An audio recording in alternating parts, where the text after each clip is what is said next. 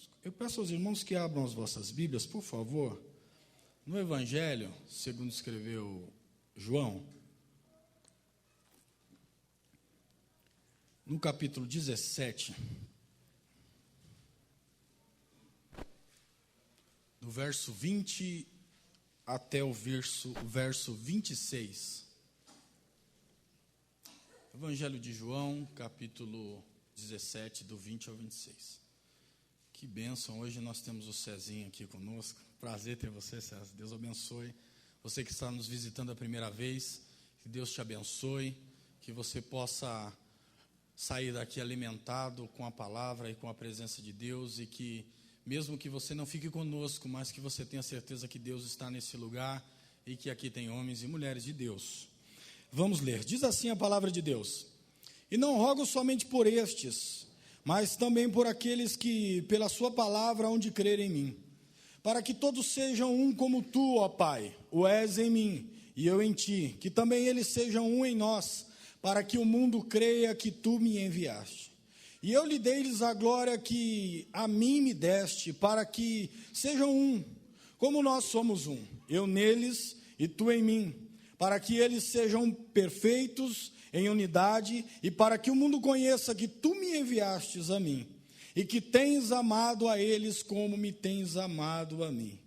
Pai, aqueles que me deste, quero que onde eu estiver, também eles estejam comigo, para que vejam a minha glória que me deste, porque tu me amaste antes da fundação do mundo. Pai justo, o mundo não te conheceu, mas eu te conheci, e estes conheceram que tu me enviaste, e eu lhes fiz conhecer o teu nome, e lhe farei conhecer mais, para que o amor com o que me tens amado esteja neles, e eu neles esteja. Texto conhecidíssimo de todos nós, e o que eu gostaria de refletir com os irmãos nesses momentos é exatamente sobre o discipulado a partir dessa oração. Nós sabemos que essa é uma oração sacerdotal que Jesus faz provavelmente no final do seu ministério, em que ele está intercedendo pelos seus discípulos, porque com certeza Deus, após a sua morte, vai o ressuscitar e ele vai estar junto com Deus. Mas ele deixaria os seus discípulos aqui na terra.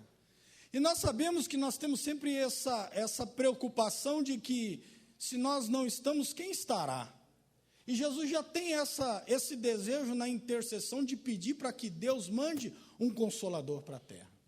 Mas o que me deixa maravilhado com esse texto é um privilégio desse discipulado, que nós podemos assim dizer, é saber que tem alguém intercedendo por nós que não é o ungidão, que não é aquele irmão que cura tudo, não é aquele milagreiro, não é nada disso.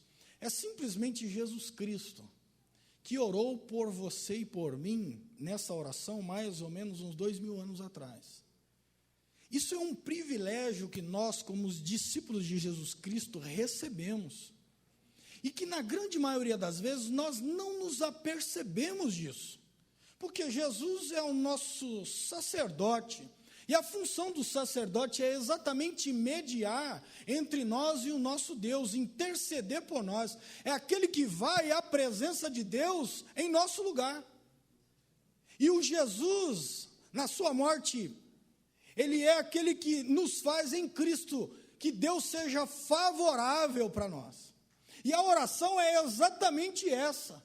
Que Deus possa se revelar a nós, que Deus possa se revelar através de nós, que Deus nos mantenha firmado nele e na sua palavra.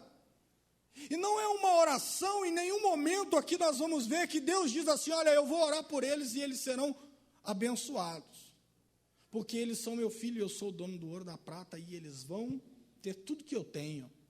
Deus não está preocupado com isso, Jesus não está preocupado com isso. Jesus está preocupado em que nós venhamos permanecer na sua palavra, que nós venhamos viver santificados, porque foi isso que ele ensinou para os seus discípulos, enquanto ele estava aqui na terra. Jesus disse: olha, o Filho do Homem não tem onde reclinar a sua cabeça. Eu penso que se nós fôssemos mercadejar o Evangelho, nós precisamos distorcer muita coisa, Porque não é algo fácil de vender. Vou vender para você, irmão, você vai ficar pobre. Aí você vai falar, quem que quer? Irmão, você vem para o discipulado, você tem que abrir mão de você. Você fala, eu não quero. Mas essa oração é exatamente para que nós venhamos continuar a ser capazes de fazer o que nós estamos fazendo neste momento. Onde você poderia estar em qualquer outro lugar, mas você ansiou estar na presença de Deus, permanecer. Estando em Deus e aprendendo a sua palavra. E não é somente algo que nós conquistamos porque fomos escolhidos, ou a linha que você quiser ter, mas é algo que o Senhor conquistou por nós. E o Senhor conquistou para nós. E essa mediação não ficou no passado. Jesus, ele é um mediador, é algo contínuo. Ele está ainda mediando isso. Se há alguma bênção que seja às vezes desprezível aos nossos olhos, que nós já estamos tão acostumados que nós nem agradecemos por ela, o Senhor foi capaz de mediar essa bênção. Se há algo que nós deixamos de lado, como a compreensão da palavra, que muitas pessoas se perdem nesse mundo porque não foi aberto o entendimento dela, e eu e você temos essa compreensão, e não damos valor a isso, foi o Senhor que conquistou isso por você. Então eu entendo que o fator ou o fato de nós sermos aqueles por quem Deus intercede, era para nós estarmos como numa posição de privilegiado, e nos sentindo os mais bem-aventurados possíveis, mesmo que não temos o que desejamos, mesmo que não estamos na posição que gostaríamos, mesmo que não fazemos o que queríamos ou da forma que queríamos. Mas só o fator de nós chegarmos aqui no culto e sabemos que tem alguém lá no céu intercedendo por você agora, seria motivo de nós estarmos e sairmos daqui transbordando de alegria, porque é muito mais do que uma ótica naturalmente humana, mediana, limitada, é uma oração que transcende as nossas dificuldades. Nos versículos anteriores nós vamos ver, no verso 14, ele vai dizer assim, dei-lhes a tua palavra, e o mundo as odiou, porque não são do mundo, assim como eu do mundo não sou. Não peço que os tire do mundo, mas que os livre do mal. Deus está muito mais preocupado em que nós não venhamos estar nessa vivência mundana, aonde não é o convívio com as pessoas que são do mundo, não é isso, é o sistema mundano, que Ele está orando para que nós venhamos ser libertos dele. E nós, na grande maioria das vezes, estamos preocupados ou estamos fazendo com que o Evangelho se torne mundanizado, para atingir as expectativas que nós queremos para o dia a dia, ou seja, para nós sermos como todas as pessoas são. Mas Deus transcende. Deus diz assim, olha, eu dei para eles a minha palavra. E eu quero dizer para os irmãos que a partir do momento que a gente recebe a palavra de Deus em nosso coração, nós nunca mais somos os mesmos. Nós nunca mais somos os mesmos. Porque o Senhor Jesus é aquele ser tão poderoso que Ele não vai desperdiçar semente. De uma forma ou de outra, pouco, rápido, demorado, ela vai brotar dentro de nós. Só que é importante nós lembrarmos, todas as vezes que nós fazemos a leitura da palavra de Deus, nós precisamos entender que existia motivos para que isso fosse escrito. A palavra de Deus nunca foi escrita sem propósito. E ninguém está relatando aqui jornalisticamente a vida de Jesus. Ninguém estava do lado de Jesus no momento em que Jesus fez essa oração e dizendo, Jesus disse exatamente essa palavra, Jesus disse exatamente isso. E isso daqui foi escrito 30 anos, provavelmente um pouco mais, ou 60 anos após a morte de Jesus, nos anos 90, quando João escreve esse evangelho. Jesus agora já tinha morrido fazia mais ou menos 60 anos. Tinha uma comunidade já cristã, nascente, que estava vivendo, pelo qual foi endereçado este evangelho. E precisava ouvir essas palavras. Provavelmente no ano 70 o templo foi destruído. Na destruição do templo não se tem mais o sacerdote que vai diante do povo. Aqui nós ainda tínhamos aquela coisa que o apóstolo Paulo enfrentou muito, que foi aquela dificuldade de ter que ir na sinagoga para a partir da sinagoga discutir com aqueles, falar a respeito de Cristo, e a partir disso as pessoas se converterem do judaísmo para o cristianismo. Nessa ocasião ainda existiam muitos judeus e os cristãos dentro da mesma sinagoga. Nessa ocasião eles fazem o quê? Vamos pôr esses cristãos para fora da sinagoga, eles estão perturbando nós. Eles estão tirando a nossa paz. A gente precisa criar meios de expulsar esse povo daqui. E provavelmente dos anos 70 até 80 eles conseguem. Eles mudam a liturgia, a sequência da sinagoga e faz com que aqueles cristãos judeus e os gentios sejam expulsos das sinagogas. Agora nós estamos com um pessoal que é judeu, que é cristão, que não sabe mais em que acreditar, porque não se tem mais o sacerdócio do templo, porque o templo foi destruído e saqueado. E quem agora é o nosso sacerdote? Quem agora vai diante de Deus falar conosco? Então se escreve esse texto relatando exatamente quem é o nosso sacerdote. E quem foi aquele que pediu as coisas corretas para nós.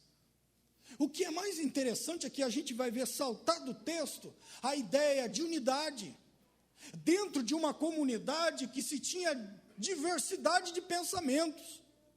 Nós temos agora dentro dessa mesma comunidade aqueles judeus que vinham da lei, que achavam que tinham que continuar guardando a lei, guardando o sábado, guardando a circuncisão e tantas outras coisas, mas vamos acreditar em Cristo também, porque ele disse que é o Messias, mas não pode abolir uma coisa nem a outra.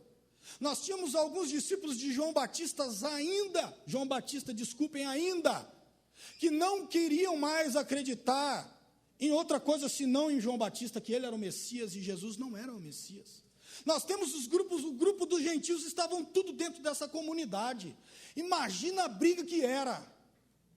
Imagina as definições teológicas. Imagina as vertentes. Imagina cada um pensando de um jeito e cada um dizendo, olha, foi Moisés que me deu isso aqui. O outro dizia, não, para mim foi o próprio Cristo. O outro, não, para mim foi João Batista. Não é o que a gente percebe hoje dentro das igrejas, meus irmãos? Que na grande maioria das vezes o nosso conhecimento mais afasta do que junta, mais espalha do que acolhe, mais põe as pessoas para longe de nós do que aproxima.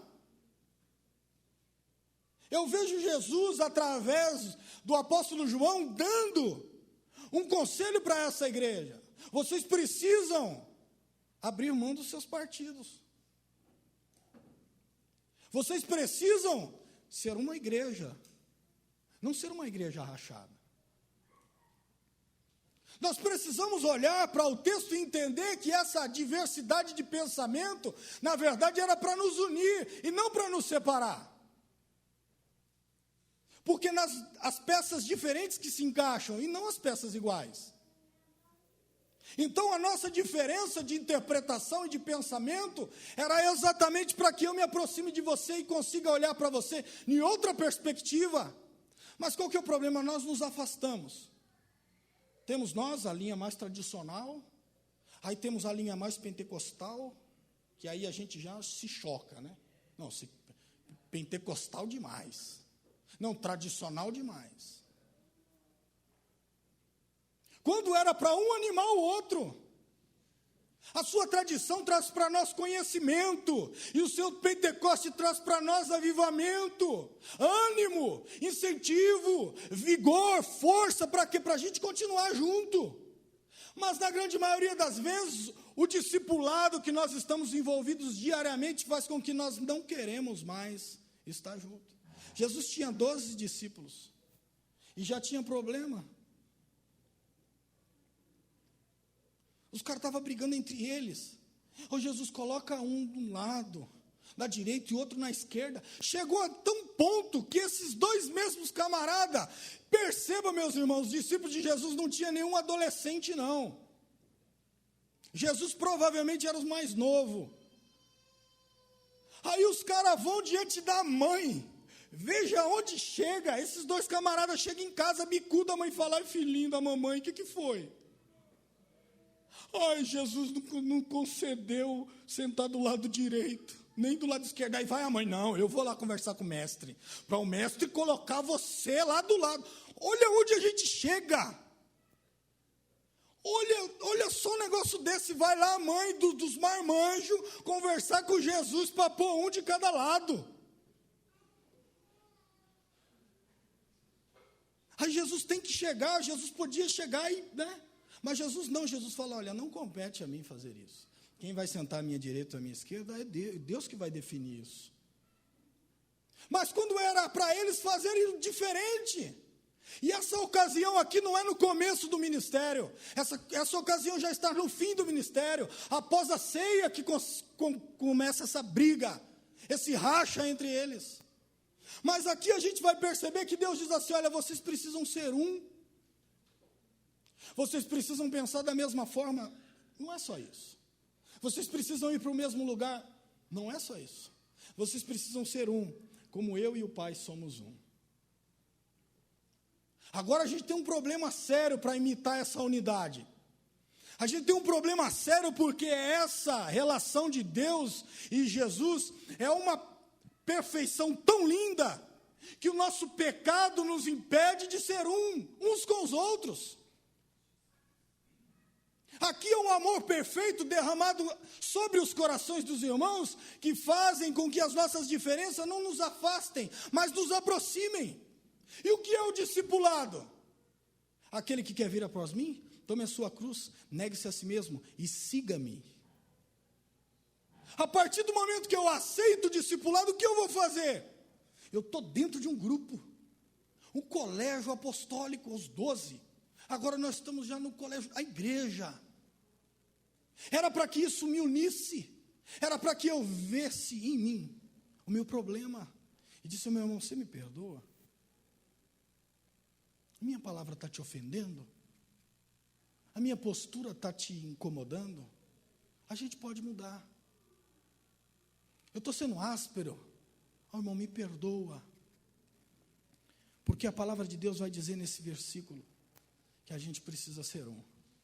O João, ele é um apóstolo maravilhoso. Perceba que ele é tido como o discípulo amado, que era aquele que reclinava a cabeça no peito de Jesus, carinhoso. Ele era tão carinhoso que uma hora ele se revoltou, ele falou, Senhor, você quer que eu peça para descer fogo do céu para consumir esses camaradas aí? Você perceba como a gente oscila, ao mesmo tempo que a gente está aqui abraçando, beijando, de repente a gente surta.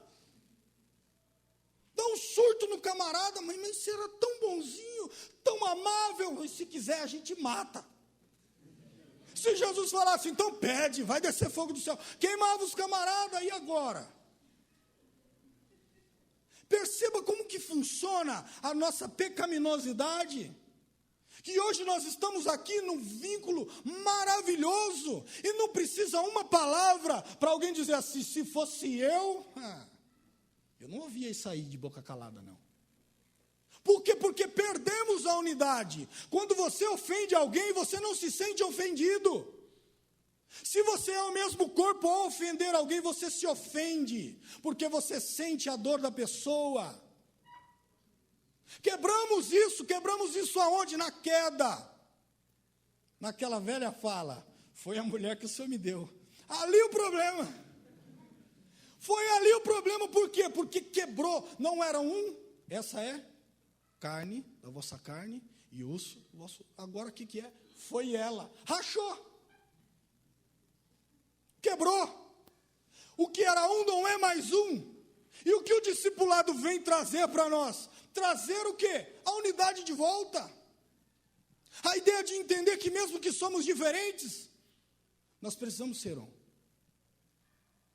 O João começa o texto dizendo, no capítulo 1, vai dizer, no princípio era o verbo, e o verbo era Deus, e o verbo estava com Deus, e o verbo era Deus, e agora? Então a gente tem o verbo, Deus, que é uma coisa só, e a gente precisa entrar nessa afinidade com Deus, porque o texto, ele vai fazer um negócio aqui que, ele é complicado, ele vai dizer assim, olha, 21, para que todos sejam um, como tu, Pai, o és em mim, e eu em ti, e que também ele seja um em nós. Olha que bagunça que é essa. Eu não entendi nada, eu sei que é para ser um. Já é um bom começo, né? Já estamos caminhando. Mas, na verdade, é para quê? Para que nós, eu e você, venhamos entrar na comunhão com Deus com uma perfeição que ninguém consiga diferenciar. É Deus ou é o nosso irmão ali? É Jesus ou é o Samuel? Ah, não, Jesus era mais novinho, né? Então, qual que é a relação que nós precisamos fazer? Nós precisamos fazer essa relação, que eu preciso entrar exatamente numa comunhão tal com Deus e com a igreja, da forma que as pessoas não percebam diversidade. Eu não estou vendo o Neilton, estou vendo a ação do Espírito Santo por meio dele, porque há uma unidade. Não há uma quebra de relacionamento, há um relacionamento contínuo. Há algo permanente. E os nossos pecados não vai fazer rachar. Os nossos pecados já foram perdoados. Você só precisa concordar que você é pecador. Falar, Deus, pequei mesmo, perdoa. E quando eu olho para um texto como esse, ele vai dizer, olha, qual que é a diferença? Que Deus e Jesus é a mesma coisa? A gente vai entrar no problema da substância, né? Que Deus e Jesus têm a mesma substância. E a gente pode entrar no outro, da trindade, que são 3 deuses, e a gente olha e ao mesmo tem hora que a gente só vê um, e tem hora que a gente vê o outro. Aí a gente lê no texto bíblico e a gente vai perceber que nós somos templos e morada do Espírito Santo, e no outro texto de João ele vai dizer, se você crê em mim, viremos para ele, faremos nele morada. Parece que vem morar 3, uma hora vem morar 1, outra hora não vem os 2, fica um negócio que a gente não entende por quê, porque é uma coisa tão perfeita, é uma unidade tão maravilhosa, que aconteceu o quê? Onde está um, está todo mundo. Se está o Espírito Santo, está Deus, está Jesus e está todo mundo. Se há uma morada dentro de nós da presença do Espírito Santo, Jesus está aí. Então o que aconteceu conosco? Nos perdemos no meio do caminho. E começamos cada um puxar para os seus próprios partidos. E aí criamos escolas de discipulados independentes. Quem é seu mestre? Meu mestre é o João Batista. João Batista era fera, profeta, hein? Colocava a mão na cara dos caras e falava adúltero, sem vergonha. Não, o meu é Cristo. E aí a gente fica, não, o meu era Moisés, porque Moisés foi aquele que deu a lei, ele sabe muito. Então a gente fica dentro dessa briga, e hoje a gente vai entrar aí para essa bagunça de arminianismo, calvinismo, a gente vai entrar para pentecostalismo, a gente vai entrar para todos esses ismos. Quando, na verdade, o que era para a gente ser? Uma coisa só. Quando, na verdade, as pessoas eram para olhar para nós e perceber a ação do Espírito Santo, e não a divisão. Quando era para alguém estar pregando no púlpito e a gente está intercedendo, falando, Jesus, faz alguma coisa. Mas a gente fala, o negócio está tenso hoje, né? Eu saí da igreja, um clima pesado, racha esse negócio. Fala, Deus, faz o negócio ficar leve para a gente sair daqui como? Nós somos um, eu sou tão um com Jesus que estou até parecendo que estou voando, está levinho. Meus irmãos, a ideia e a principal conotação que tem que estar dentro das nossas mentes é a ideia de que nós precisamos nos aproximar uns dos outros. O texto vai dizer exatamente assim, que eles sejam um em nós. A unidade tem que partir aqui para que nós venhamos ligar lá, não é o contrário. A comunhão precisa ser entre eu e você. A Bíblia vai deixar muito claro. Se você tem algum problema com o seu irmão e vai fazer uma oferta, vai lá consertar primeiro. Irmão, mas está tenso, o negócio é para ficar tenso mesmo. Sabe por quê, meus irmãos? Eu falo isso para minha mulher, nas nossas dificuldades. Se não tem alguém para falar a verdade para a gente já está sempre certo.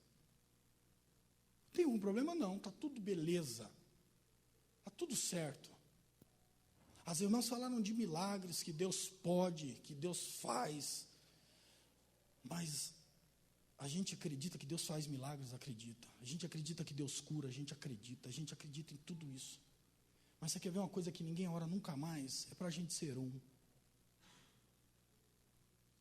Qual é a vez que a gente dobrou o joelho e falou, Deus, acaba com essa miséria do meio da gente? Deus tira esses rachas do nosso meio. Deus tira a divisão do meio dos jovens. Deus tira a divisão do meio das crianças, que aí é só os departamentos, as mulheres que ficam brigando uma com a outra. Jesus tira dentro do departamento, qualquer que seja. Alcança no Senhor. Quebranta os nossos corações miseráveis.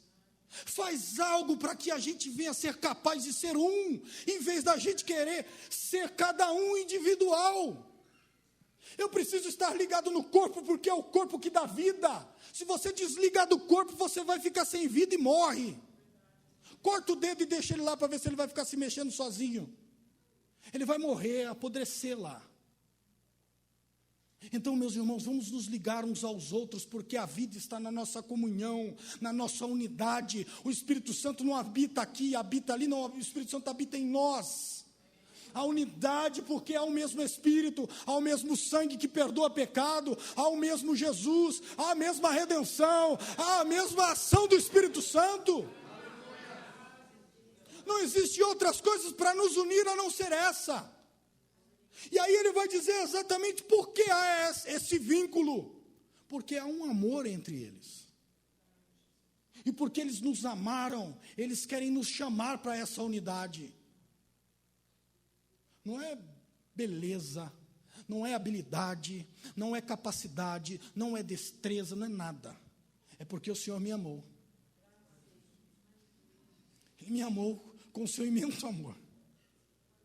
E aí o Senhor nos presenteou com a capacidade de servi-lo.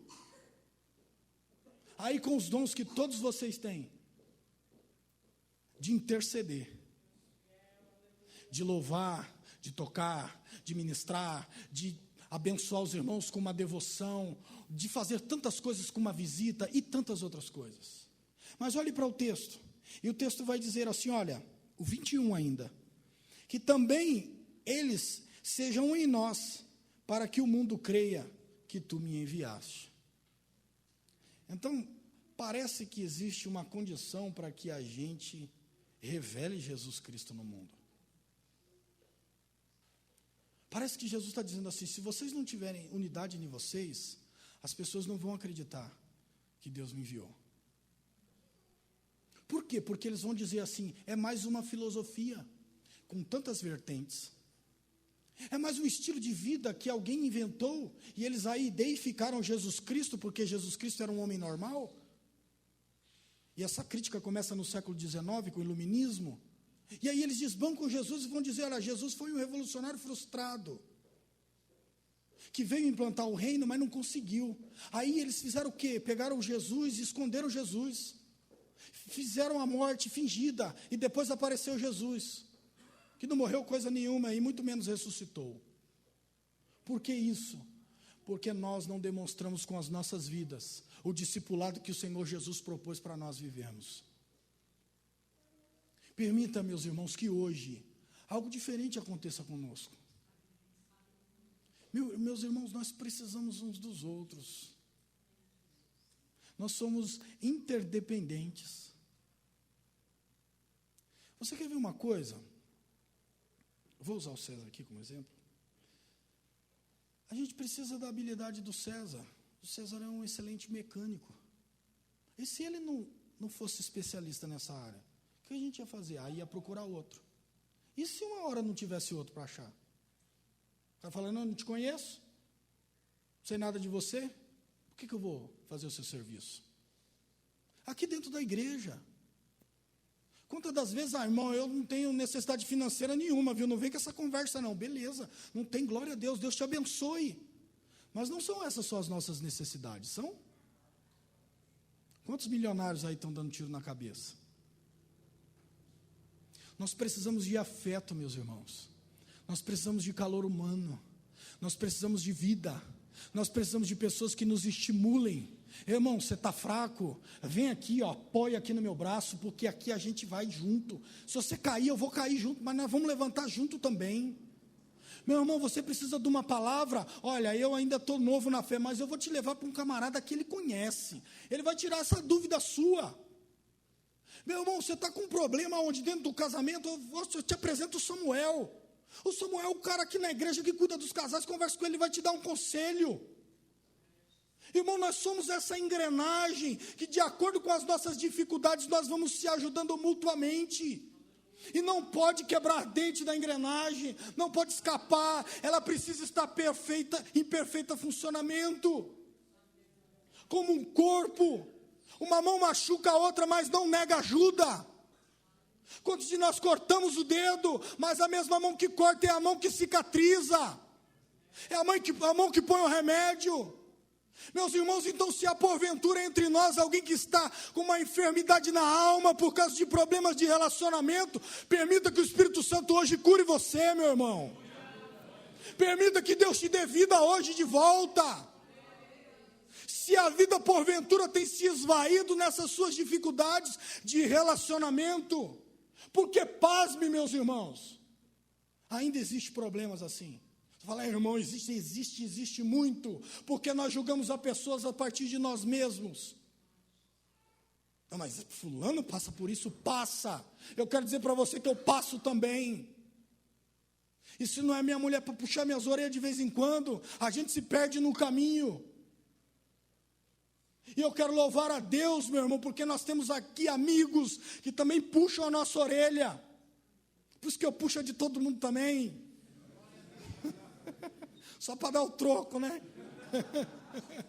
Então, qual que é a relação que precisamos fazer, meus irmãos? É essa: amizade, vínculo, comunhão, amor um pelos outros. Nós perdemos coisas tão lindas na vida. Por quê? Porque deixamos de ir lá consertar o nosso relacionamento quebrado. O que eu acho maravilhoso nos textos mais para frente, ele vai dizer assim nos próximos versículos: eu dei-lhes a glória que há em mim, eu dei-lhes a glória que a mim me deste, para que sejam um, como nós somos um. Perceba a relação extraordinária de que Deus recebe de Jesus e Jesus derrama para os seus discípulos. E perceba como na maioria das vezes a gente recebe e não quer passar para frente. Nós não somos recipientes que precisam guardar nada. Você, na verdade, a ideia do vaso é uma ideia de que nós precisamos ser formados e moldados segundo a vontade de Deus. Não é um vaso que se tampa, o que se recebe e se deixa lá dentro preso. A nossa unidade é exatamente a figura do capítulo 15 de João, que Jesus é a videira verdadeira e nós somos os galhos. Então, você não é um galho inteiro sozinho, talvez você é uma parte do galho. E nessa parte do galho vai passar um negócio que se chama seiva, e precisa estar desobstruído, para que essa seiva passe para os próximos, que vão estender o galho e gerar fruto. Então eu preciso ser essa pessoa desobstruída, que aquilo que eu recebi de Jesus eu distribuo para vocês, e aquilo que vocês recebem, vocês distribuem para os outros. E essa é a dinâmica do reino. Em vez de nós pegarmos e falarmos, não, eu tenho tanto conhecimento, vai ficar só para mim. Não, meus irmãos, a nossa comunhão é exatamente para isso. A irmã é santão, veio aqui na minha casa, vai falar de igreja? Vamos falar de igreja, vamos falar de palavra de Deus, vamos falar de conversão, arrependimento, para quê? Para ir para o céu. Porque Jesus vai dizer o que aqui? Olha, eu quero que onde eu esteja, eles estejam comigo. O que é isso, meus irmãos? Eu não quero estar distante dos meus discípulos, eu quero estar com eles.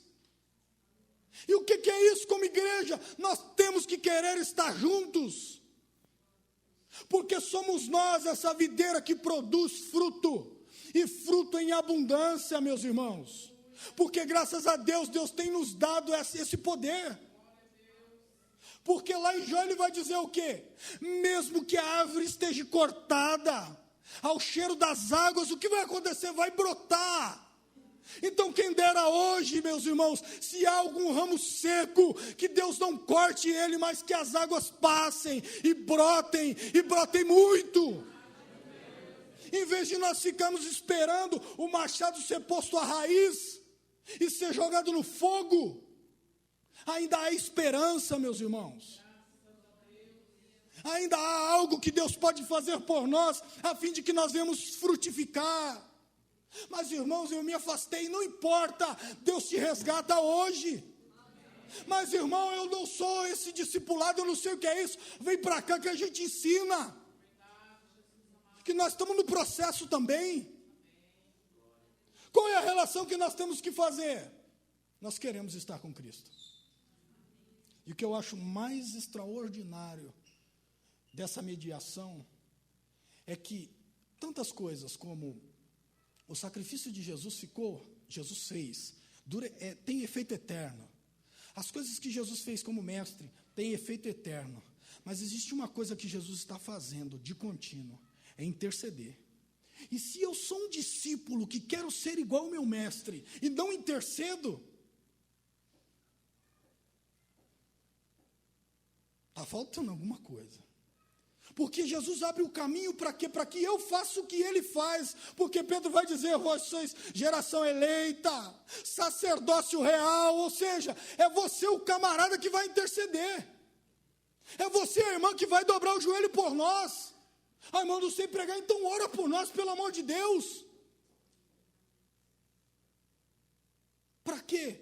Para que nós venhamos ser um. Você dobra o joelho, a gente fala, o outro canta, o outro toca, e cada um exerce a sua função com perfeição. E o que acontece? O nosso Deus é glorificado. É só isso. É difícil, né? Pior que é. É difícil. Muito difícil. Mas eu quero dizer que o Deus do impossível, ele faz essas impossibilidades também. O Deus do impossível não é só para milagres. O Deus do impossível, ele pega uns camaradas tortos e ele faz deles ser uma bênção. O Deus do impossível pega pessoas que só usavam palavras de ofensa e faz essas pessoas usar palavras de bênção. Ele pega camarada boca suja e faz esse cara louvar o nome dele com uma voz maravilhosa. Meus irmãos, é isso que Deus quer fazer conosco, que esse discipulado vá desenvolver em nós coisas maravilhosas e que o seu dom supra a minha necessidade. E aí a gente vai seguir, porque o tempo já está chegando, e ele vai dizer assim, olha, eu neles, tu em mim, para que eles sejam perfeitos em unidade, e para que o mundo conheça que tu me enviaste, e que tens amado a eles, como me tens amado a mim. Para que eles, Pai, aqueles que me deste, quero que onde eu estiver, eles estejam também comigo. Para que vejam a minha glória que me deste, porque tu me amaste antes da fundação do mundo.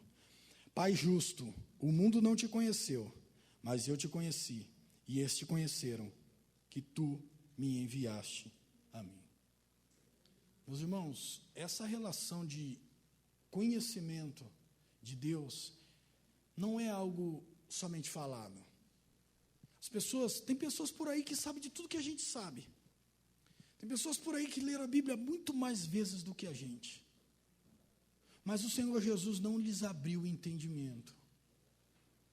E eu percebo que na caminhada cristã, no discipulado, eu olho principalmente para um camarada chamado Pedro, que depois se torna apóstolo. E ele era a figura de muitos de nós aqui. Ele era alguém que Jesus pegou aquele camarada e ele era ora um cara bom e ora um cara ruim. E Jesus desenvolve um relacionamento perfeito com eles.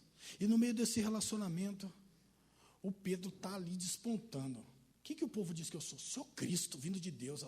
Pedro, não dá 5 minutos, ele pisa na bola. Mas Jesus, você quer sofrer? Sai daí. Ele fala, para trás de mim, Satanás. Já pisou na bola. E ficava nessa inconstância. Jesus diz para ele, olha Pedro, você me ama? Ele fala, amo, claro que amo. Eu vou com o senhor até a morte. Ixi, aqui não tem tempo ruim não. Aí Jesus está lá orando e daqui a pouco chega os caras para prender Jesus e o que o Pedrão faz? Pedrão saca a espada e corta a orelha do Malco. Olha só o cara, 3 anos ouvindo misericórdia, perdão, amor, e agora o cara vai lá e corta a orelha do soldado. Meu Deus, o que aconteceu com esse cara?